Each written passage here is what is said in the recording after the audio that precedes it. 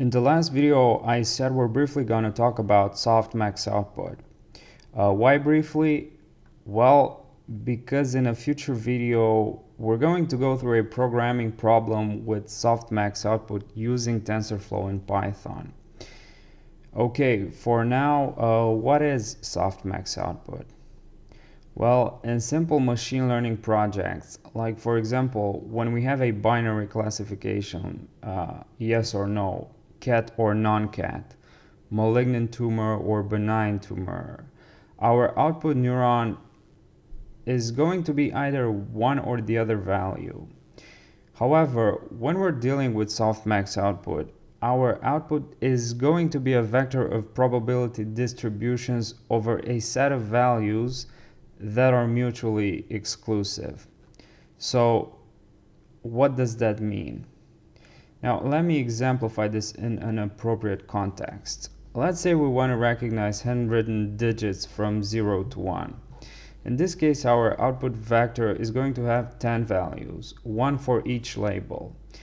And each of these values is going to be a probability between 0 and 1.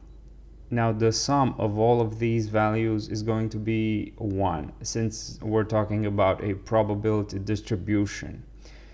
The value corresponding to the highest probability is going to be the output. So in this case, a properly trained neural network in an ideal case will have a very large probability for the right digit. So it will have a probability closer to 1, while the rest of the values will be closer to 0. Now, a weaker prediction or a poorly trained neural network will have multiple labels with similar values or with values closer to one another. Now, as specified in the deep learning textbook that we're following, and you can see the description of this video for the book link, using a probability distribution tells us the level of confidence we have for our predictions. And here's how our output vector will look like. So we have so our y-hat, so our prediction is going to be is going to have a value for each label, a probability value for each of these labels, and we represent this by the sum when I takes value from 0 to 9, where pi is equal to 1. Now how do we do this in coding? So for a neural network, we will be using a softmax layer as our output layer. The output of the neuron in this softmax layer will depend on the output of all the rest of neurons in the same layer.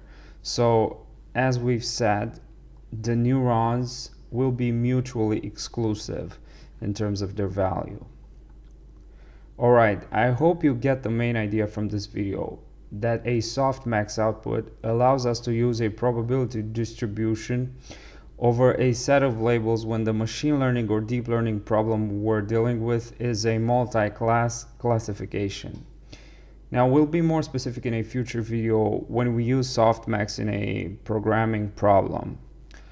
Okay, that's it for this video. If you enjoyed it, please give me a thumbs up and subscribe. Thank you for watching, and I'll see you in the next one.